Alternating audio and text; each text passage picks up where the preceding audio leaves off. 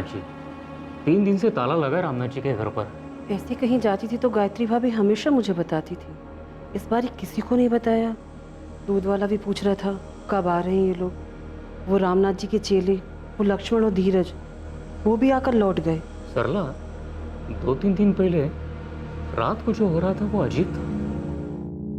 क्या हो रहा था? वो गली में कुत्ता कितने अजीब तरह से रो रहा था, कुछ मनहूस हो रहा था। ये कैसी बातें कर रहे हो? आप भी रामनाथ जी की तरह बातें करने लगे हो। नहीं, मुझे यहाँ कुछ ठीक नहीं लग रहा है। मैं रामनाथ जी के छोटे भाई आनंद को फोन लगाता हूँ।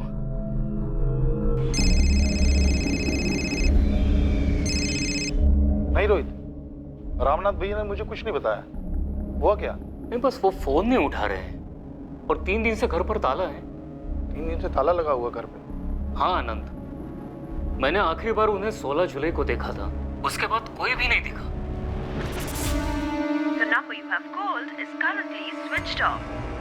पापा, ईश्वर भैया और नेहा दीदी का भी फोन बंद आ रहा है। हाँ विशाल, ये गायत्री भाभी का फोन भी बंद आ रहा है। सब लोग गए कहाँ होंगे? ऐसे सभी लोग फोन बंद करके कहीं जाएंगे क्या? कुछ तो गड़बड़ है। आप तुरंत माजोली के लिए निकल जाइए, देख कर आइए ना कि माजरा क्या है।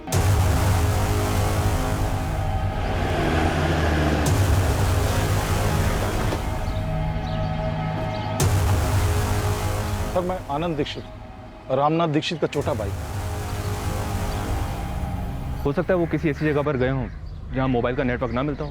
नहीं सर, ये रोहित जी हैं, भैया के पड़ोसी। सर, ये धीरज है, ये लक्ष्मण है, भैया के शिष्य हैं। इनमें से किसी को भैया ने कुछ बताया नहीं कहीं जाने के प्लान के बारे में। तो आप चाहते हैं कि हम ताला तोड़े और अंदर देखें? मुझे लगता है यही ठीक रहेगा सर।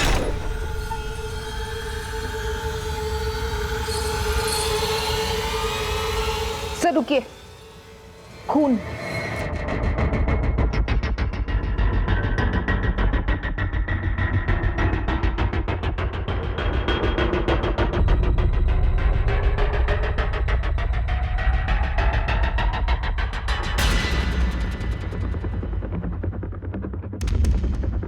भाविका, अंदर देखो। Yes sir.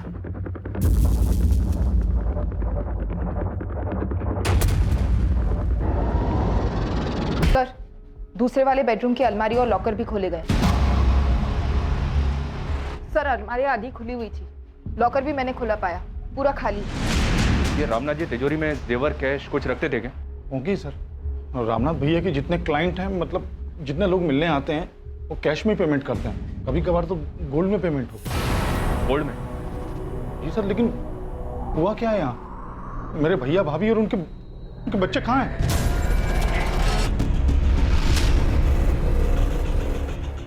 Tomar, forensic team को तुरंत आने को कहो। यहाँ कुछ तो हुआ है।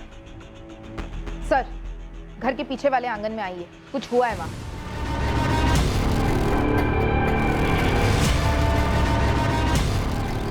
सर, यहाँ खुदाई हुई है, फिर ढका गया है, फ्रेश लगता है।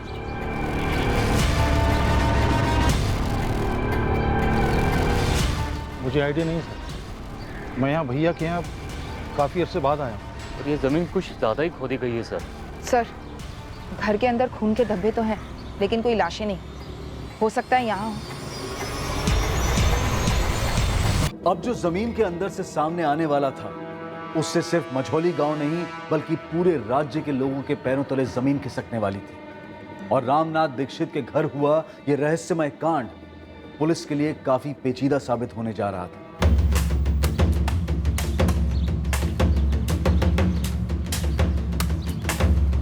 आराम से खोदो, आराम से।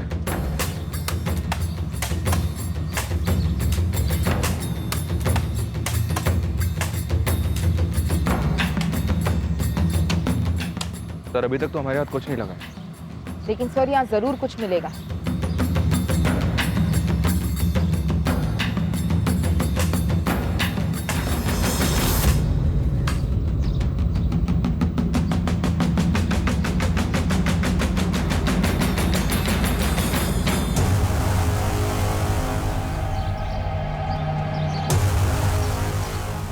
ये तो रामनाथ भैया है।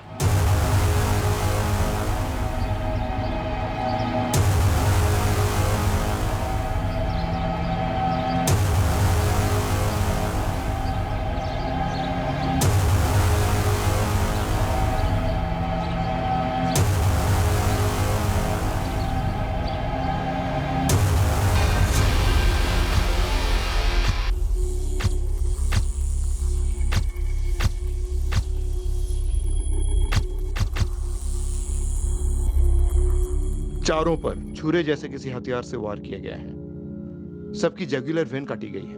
ये गले की ये नस। ऐसी हालत में मौत ऑन द स्पॉट होती है। हमला एकदम अचानक किया गया होगा, क्योंकि पड़ोसियों ने किसी भी तरह की कोई आवाज नहीं सुनी। हमने तो कोई चीखने चिल्लाने की आवाज नहीं सुनी सर। 17 तारीख की सुबह से ये लोग दिखे ही नहीं, तब से ताले लगा है घर पे। लक्ष्मण, धीरज, क्या लगता है तुम्हें रामनाथ जी के पास 16 की रात को कौन आया होगा जो ऐसा करके?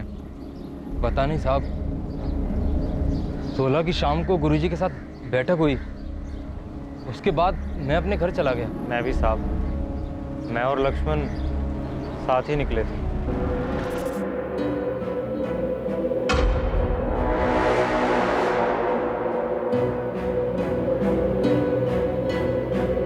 लक्ष्मण, उस रात कोई आने वाला था क्या रामनाथ जी से मिलने?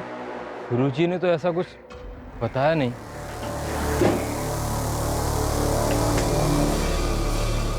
सर, ये 4 फोन्स ड्रॉअर में से मिले। इन्हीं चारों के होंगे, रामनाथ जी, उनकी वाइफ गायत्री और बच्चे नेहा और किशोर।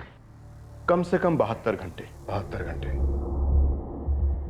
इससे ज्यादा हो भी नहीं सकते, क्योंकि 16 जून की शाम को इन सबको देखा गया था और 17 तारीख से घर पर ताला लगा है। अजीब बात है इंस्पेक्टर, 16 की रात 4-4 कत्ल होते हैं, लेकिन पड़ोसी को भनक तक नहीं। उन्हीं तरीके से रो रहा था, बस मुझे इतना ही याद है सर। कुत्ता रो रहा था? हाँ, मैं उठ गया था, बहुत ही मनोज सा लग रहा था, घबराहट से होने लगी थी सर। फिर मैं थोड़ी देर में फिर से सो गया था। आनंद जी, आपके भाई काला जादू वगैरह करते थे? नहीं, भविष्यवाणी करते थे, लोगों की मुश्किलें हल करते थे।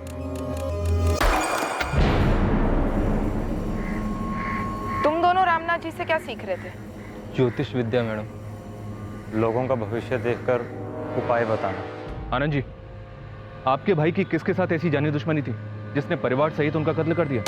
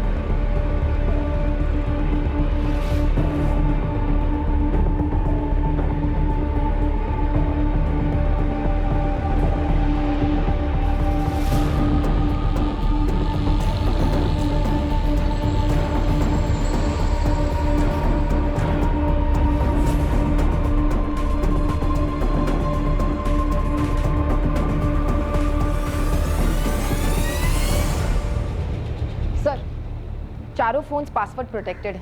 ट्रैक करने के लिए जबलपुर भेज रही हूँ। गुड। और फॉरेंसिक ऑफिसर को बोलना जितना ज्यादा जल्दी हो सके उतना जल्दी। घर से कुछ पता चला क्या क्या चुराया गया? रामनाथ जी के भाई आनंद को एग्जैक्टली तो नहीं पता, लेकिन उनका इतना कहना है कि लॉकर में काफी कैश और ज्वेलरी रही होगी।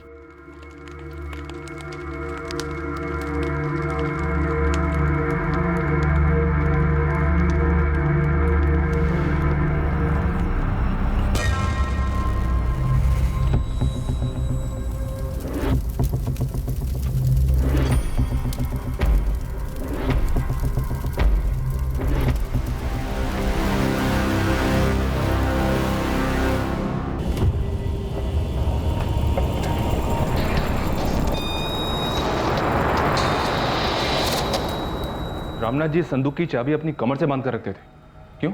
हाँ साहब, ये संदूक कोई और खोलता नहीं था, सिर्फ गुरुजी ही खोलते थे। अब तुम खोलो, ये लो,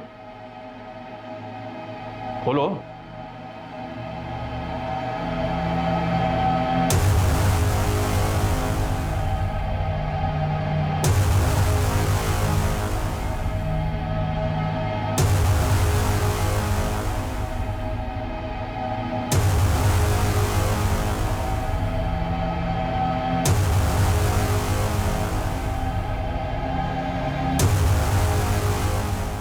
जिसने भी ये मर्डर किए वो अलमारी से शायद कैश और ज्वेलरी दोनों ले गया।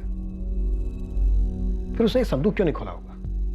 हमें कैसे पता होगा साहब? ये संदूक के अंदर क्या चीजें हैं? साहब ये गुरुजी की चीज़ें हैं। हमारे लिए तो इस संदूक को छूना भी मना था। ये उनके तंत्र मंत्र का सामान है क्या? साहब हमें सच में नहीं पता। लक्ष्मण, धीरज, ऐसा कौन हो सकता है जो तुम्हारे गुरुजी और उनके पूरे परिवार की हत्या कर दे? साहब मुझे नहीं लगता ऐसा कोई था, और अगर कोई था तो मुझे कोई अंदाज़ा नहीं है। साहब मुझे भी नहीं पता गुरुजी और उनके परिवार को कोई क्यों मारेगा। वो तो बहुत भले आदमी थे, उन्होंने तो कभी किसी का बुरा भी नहीं किया। तुम दोनों का इस घर में बराबर आना जाना था। अब तुम दोनों हमें ये बताओ, ऐसा और कौन है जो हमारी मदद कर सकता है? वो गोपाल से आपने बात की? गोपाल जोशी। गोपाल रामनाथ दीक्षित के शिष्य हो तुम? जी, काफी कुछ सिखाया है गुरुजी ने मुझे। उनकी दी गई विद्या से, उनकी कृपा से आज मेरे खुद का व्यवसाय जम गया। आखिरी बार कब मिले थे रामनाथ दीक्षित से? कुछ रोज पहले रास्ते पे मिले थे। हमेशा की तरह उनका मुस्कुराता हुआ चेहरा। गोपाल रामनाथ दीक्षित को गला काट के मार दिया गया, पूरे परिवार की हत्या कर दी गई है।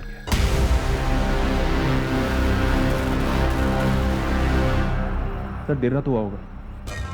वो पड़ोसी रोहित कह रहा था कि उस रात को एक कुत्ता बहुत अजीब तरह से रो रहा था और काफी देर तक रो रहा था। इस तरह कुत्ते के रोने को अपशगुन माना जाता है और रामनाथ तांत्रिक विद्याएं करता था।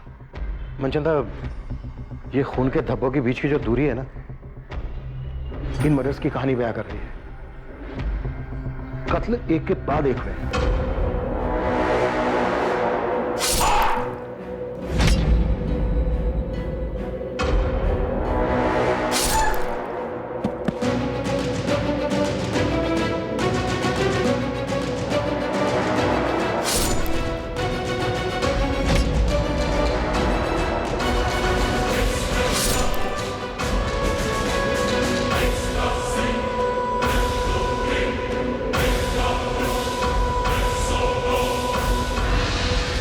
सिर्फ इतना ही नहीं, रामनाथ दीक्षित की पत्नी गायत्री और उनकी बेटी नेहा के साथ बलात्कार भी किया गया।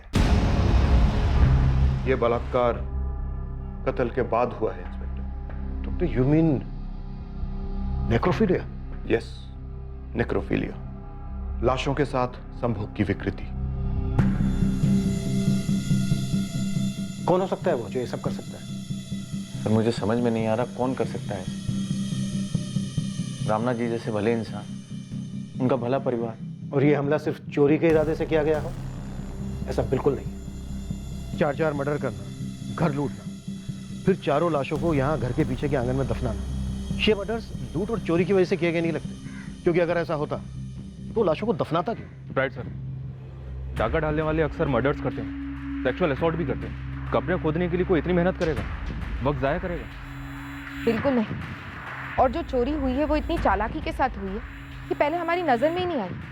और वो बाहर दरवाजे के ताला लगाना, कौन सा चोर ऐसा करता है?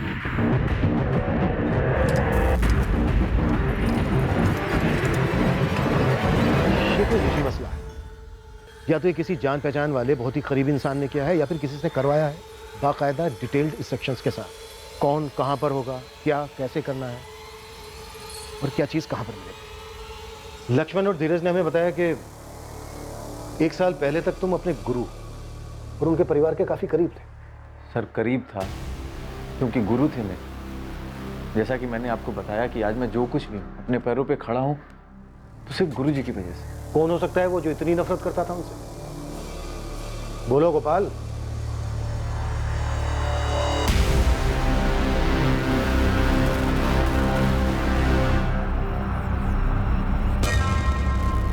दावे के साथ तो नहीं कह सकता, लेकिन उनके छोटे भाई आनंद। क्या आनंद दीक्षित? बोलो। गुरुजी और उनके छोटे भाई आनंद के बीच में प्रॉपर्टी को लेकर कुछ विवाद चल रहा था। दामोह में उनका पुश्तैनी घर है। पापा, बहुत टेंशन में लग रहे हैं आप। एक बात खाई जा रही है बेटा, गायत्री भाभी और यहाँ के साथ जो किया बहुत घिनौनी हरकत है। ऐसा कैसे कर सकते हैं?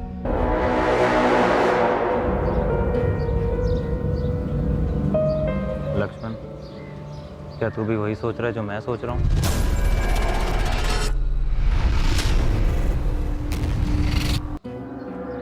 जो भी मत करना धीरज, चुपचाप बैठे रहो। क्यों? तुझे नहीं लगता हमें सब कुछ सच सच बता देना चाहिए? सच बताने जाएंगे तो हमारी जान पर आएगी। तुझे इतना तो समझ आ रहा है ना कि पुलिस को हम पे शक है। बिल्कुल समझ रहा हूँ मेरे भाई, इसीलिए बोल रहा हूँ, मुंह बंद रखना है हमें, एकदम बंद। इन 4 भयंकर हत्याओं के रहस्य की एक चाबी थी। ये चाबी वो एक बात थी जिसके बारे में रामनाथ दीक्षित के शिष्यों लक्ष्मण और धीरज ने चुप्पी साधने का फैसला कर लिया था। ये कोई साधारण चोरी के दौरान हुआ हत्या का मामला तो बिल्कुल ही नहीं था। अब सवाल यह था कि नौजवान कब तक खामोश रह पाते और इस केस का सच कब तक छुपा रहता।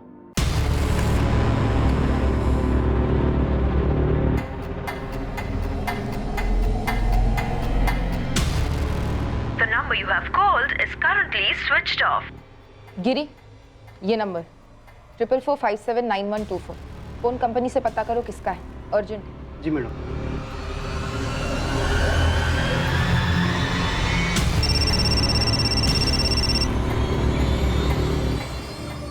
हेलो, कस्तूरी नगर पुलिस स्टेशन से एएसआई भाविका शर्मा बोल रही हूँ। आप कौन हैं?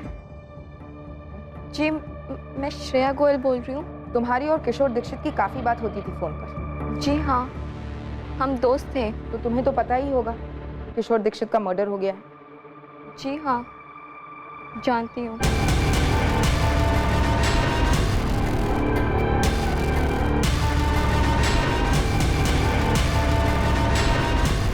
साहब मैंने पता किया, दमोह में पुश्तैनी घर को लेकर दोनों भाइयों में काफी खटास थी। तो ये गोपाल जो बता रहा था रामनाथ के भाई आनंद के बारे में, वो सच है? बिल्कुल सच है। एक मिनट गोपाल, रहने दो इसे।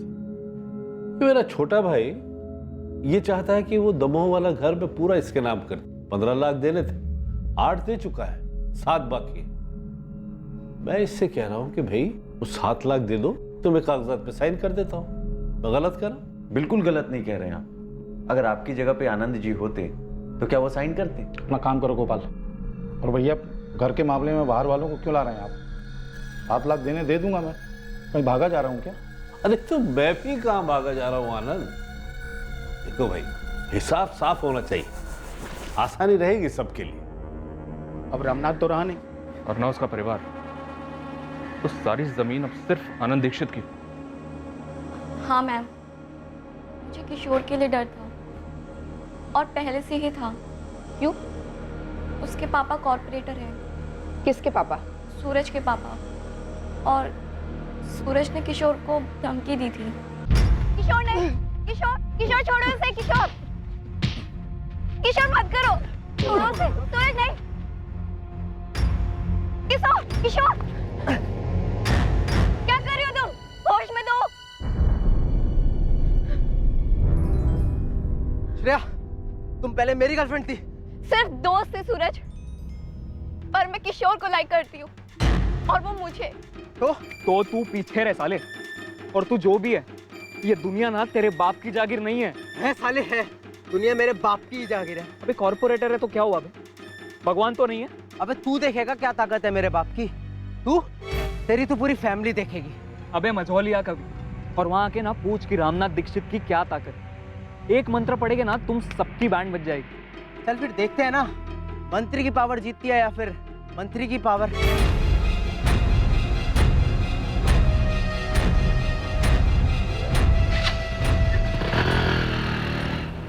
मैं किशोर के लिए डरती थी। सूरज ने किशोर को धमकाया था कि वो उसको और उसकी फैमिली को सबक सिखाएगा। जब 3 दिन तक मैं किशोर से कांटेक्ट नहीं कर पाई, उस दौरान मुझे सूरज मिला। श्रेया बैठ ना, कॉलेज ड्रॉप कर देता हूँ तुझे। No thank you. अच्छा सुन ना, यार वो नहीं दिख रहा, क्या नाम था उसका? हाँ किशोर, कहाँ गया? सूरज, किशोर कहाँ है? मुझे क्या पता, मैं ध्यान में लगा कर बैठा होगा ना अपने बाप जैसी पावर पाने के लिए। मैं पूछ रही हूँ किशोर कहाँ है? देख श्रेया, तेरे लिए अच्छा यही रहेगा कि तू भूल जा उसको। तू मेरी है, लौट आ मेरे पास, तुझे वापस आना ही होगा। तुम्हें लगता है सूरज का कोई हाथ है इस हत्याकांड में? वो बहुत पावरफुल लोग हैं, उनके कनेक्शंस ऊपर तक हैं, वो कुछ भी कर सकते हैं या करवा सकते हैं मैम।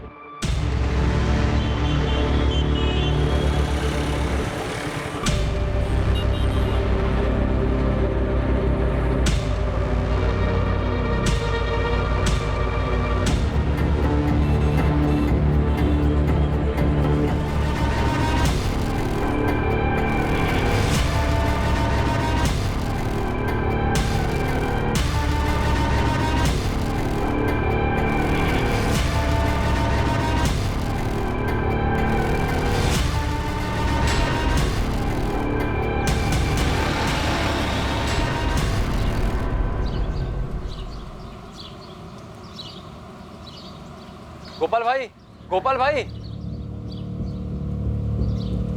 भैया, वो लक्ष्मण और धीरज मिलने आए हैं।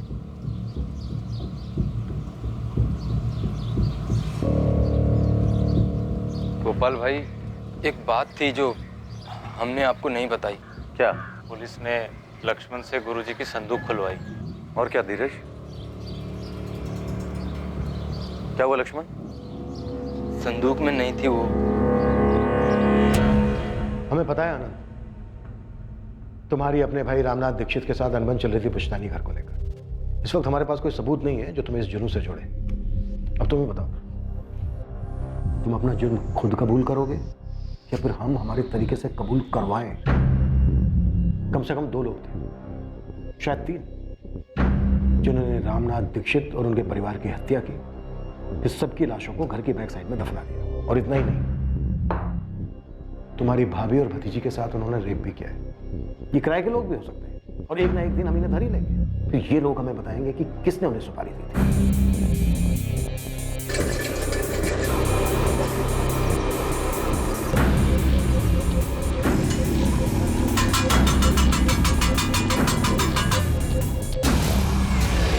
उस गोपाल ने चुगली की।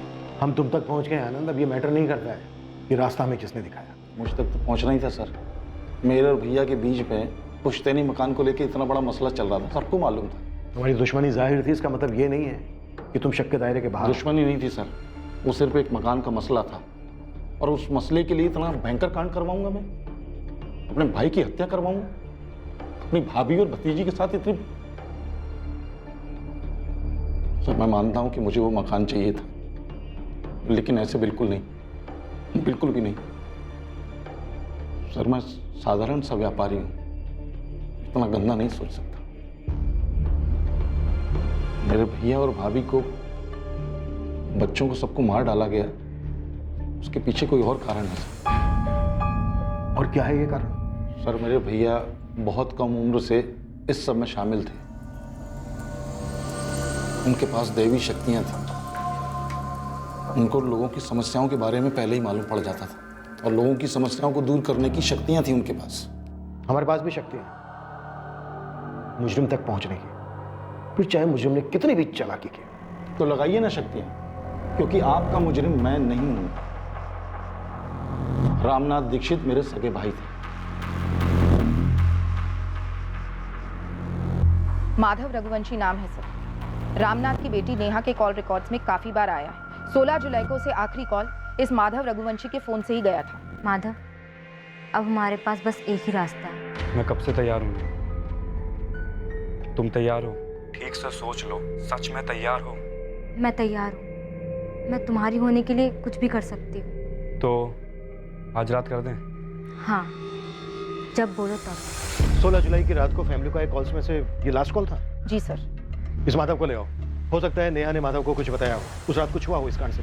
जी सर, माधव को मैं अभी बुलाती हूँ। और sir Manchanda sir corporator Dharmendra Gupta के बेटे सूरज गुप्ता को उठाने गए हैं।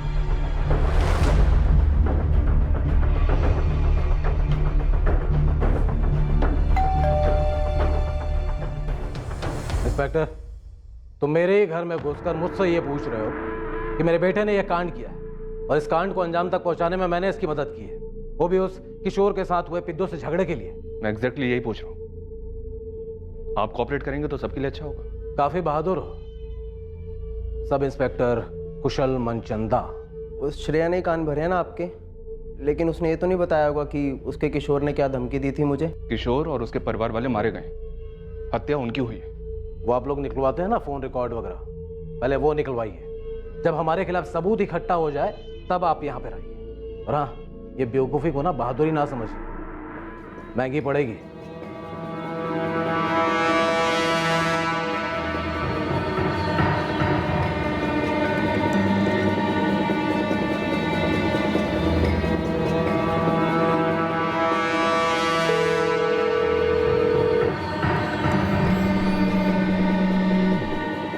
श्रेया, तुझे दिखता क्यों नहीं है? हमारी तकदीर में था मिलना, और तकदीर ही मिला रही है।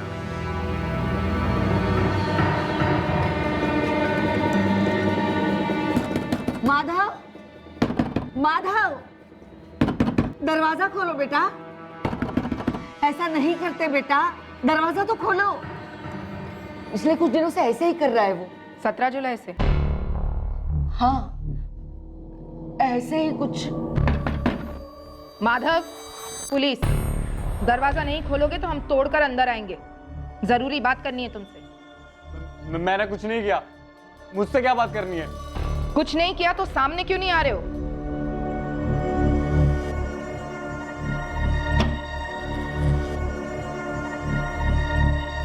सोलह जुलाई की शाम को उस घर में आखिरी कॉल तुम्हारा था, नेहा दीक्षित को।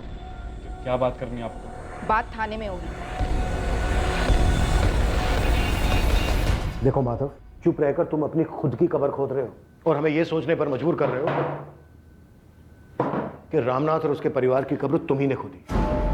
नहीं सर, ये क्या बोल रहे हैं आप? तो सच क्या है? क्या हुआ था?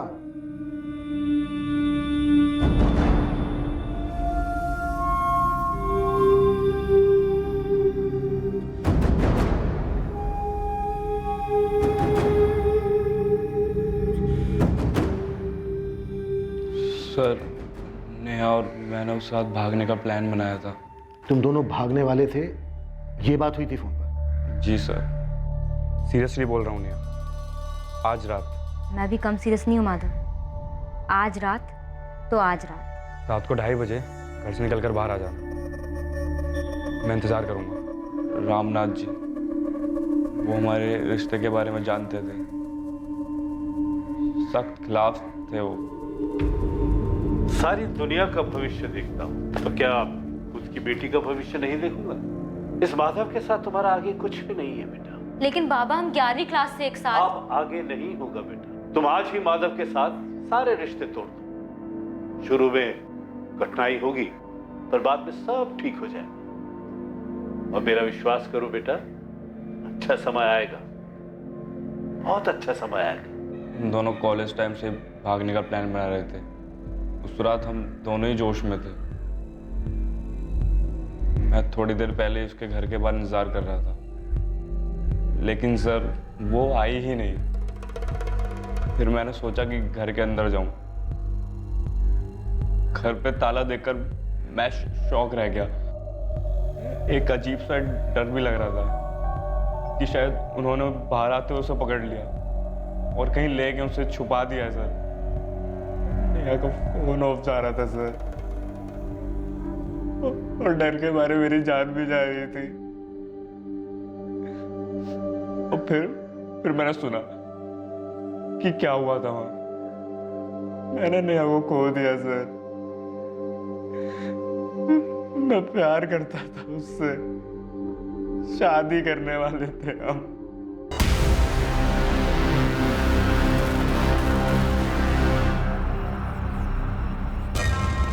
सर, इस माधव को क्लीन चिट देना बनता नहीं, कुछ तो छुपा रहा है।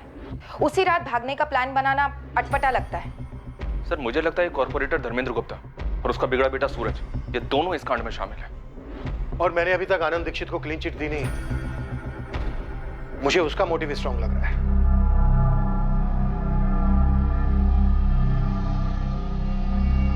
पूछना तो नहीं चाहिए, फिर भी पूछ रही हूँ। क्या यह घर अब पूरा आपके नाम पे हो जाएगा ना? पूछना नहीं चाहिए था परवीन, और सोचना भी नहीं चाहिए था। सोच लिया और पूछ लिया तो एक बात ध्यान से सुनो, या मोहल्ले की औरतों के साथ गपशप में इस बात का जिक्र गलती से भी नहीं आना चाहिए। दुनिया भर के लोगों को आने वाले खतरे की चेतावनी देते रहे भैया, और अपने ऊपर टूटने वाले खतरे को भांप नहीं पाए। क्या पुलिस को संदूक में से यंत्र मिला?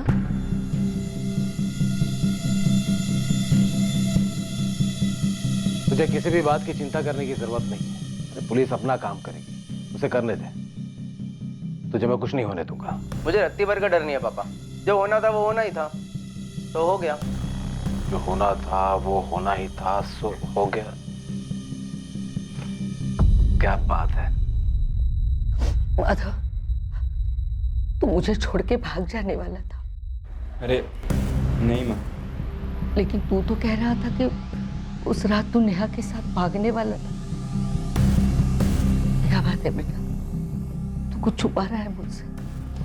बताओ ना मुझे, माँ हूं मैं तेरी, सच बता। तू जो कह रहा था वो सच नहीं है ना? माधव के अनुसार उसने और नेहा ने भागने का प्लान बनाया था। किशोर की सूरज गुप्ता से दुश्मनी थी उसकी गर्लफ्रेंड श्रेया को लेकर, और आनंद को पूरा पुश्तैनी घर चाहिए था।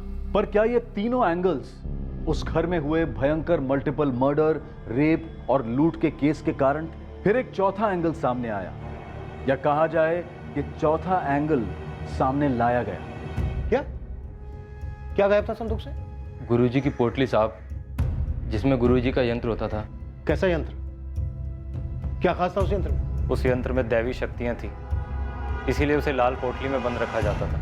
कैसी शक्तियां थी उस यंत्र में? गुरुजी ने कभी डिटेल में तो नहीं बताया। इतना बताया था गुरुजी ने कि बहुत शक्ति है उस यंत्र में, इसलिए हमेशा ताला बंद रहता था संदूक का। लाल पोटली? गुरुजी, क्या है उसके अंदर? उस पोटली में शक्ति है, भविष्य देखने की, अतीत जानने की। गुरुजी, क्या हम भी उसे देख सकते हैं? नहीं, मेरे अलावा कोई नहीं। तुम दोनों से पहले भी कई लोगों ने उसके बारे में मुझसे पूछा, उसे छूने के लिए, उसे देखने के लिए, लेकिन कोई फायदा नहीं। वो सिर्फ मेरे लिए बनी। दूसरों की जिंदगियों का भूत, वर्तमान, भविष्य जानना इस विद्या का सबसे कठिन लक्ष्य। विचलित मन इस विद्या का दुश्मन है। तुम दोनों का मन भी आज विचलित है, ये जानने के लिए कि इस पोटली में क्या है। जब आपने संदूक खुलवाई तो उसके अंदर वो लाल पोटली नहीं थी साहब।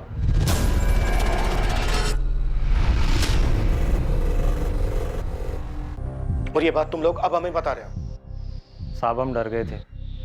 हमें लगा कोई है जो इस यंत्र की ताकत को जानता है, उसी ने उसे चुराया है, और अब गुरुजी की शक्तियां उसके अंदर भी आ गई हैं। और हमने मुंह खोला तो वो हमें कुछ कर सकता है।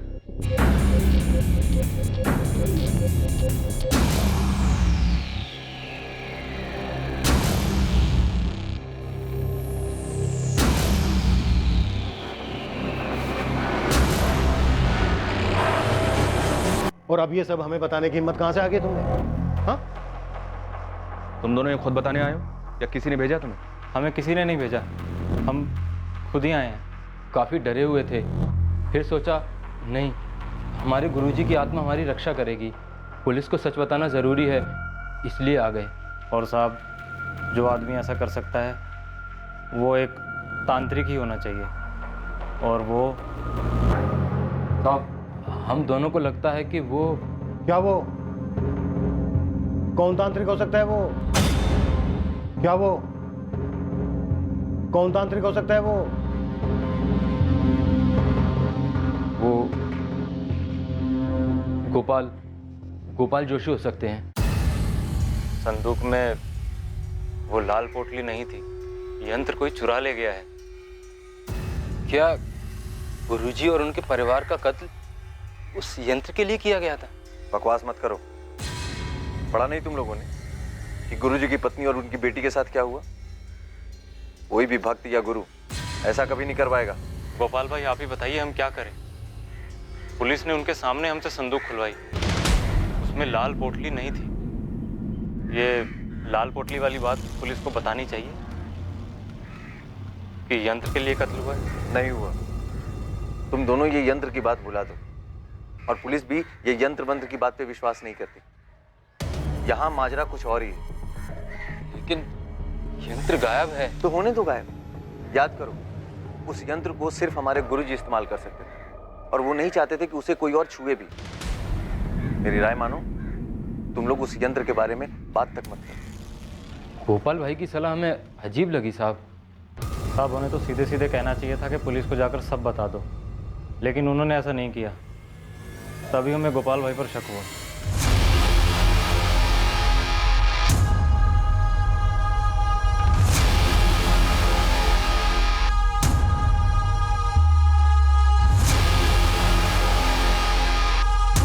यंत्र? क्या बकवास है सर? सर आस्था है लोगों की। जो ये रामनाथ करता था वैसे तो बहुत सारे तांत्रिक करते हैं, लेकिन सर इस रामनाथ के पास काफी लोग आते थे इस यंत्र के जरिए अपनी भविष्यवाणी को सुनने के लिए, अपने बुरे वक्त को टालने के उपायों को जानने के लिए। लेकिन ये यंत्र दिखता कैसा है और किस चीज का बना है? ये धीरज और लक्ष्मण का अचानक हमारे पास आकर इस यंत्र के बारे में बताना,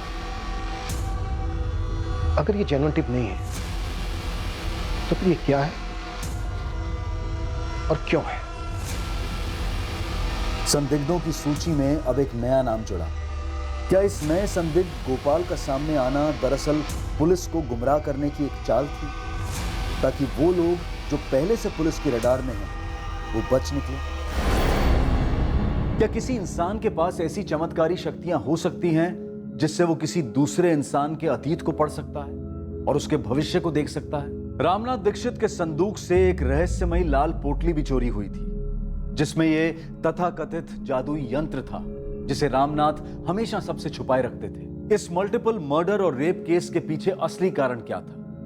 पुलिस के लिए इस केस के सारे एंगल्स को छांटकर जुर्म की कहानी और मुजरिम की शक्ल दोनों को सामने लाना काफी मुश्किल साबित होने वाला था। लेकिन पुलिस असली गुनहगार तक पहुंची और जब इस गुनाह का असली मकसद सामने आया तो सब के सब बुरी तरह से हिल गए। हम इस केस को अंजाम देंगे कल रात इसके दूसरे और आखिरी भाग में। अब मैं अनूप सोनी आपसे विदा लेता हूं, फिर मुलाकात होगी। याद रखें, आपके और क्राइम के बीच में सिर्फ इतना फर्क है कि आप कितने सतर्क हैं। सतर्क रहें, सुरक्षित रहें। जय हिंद।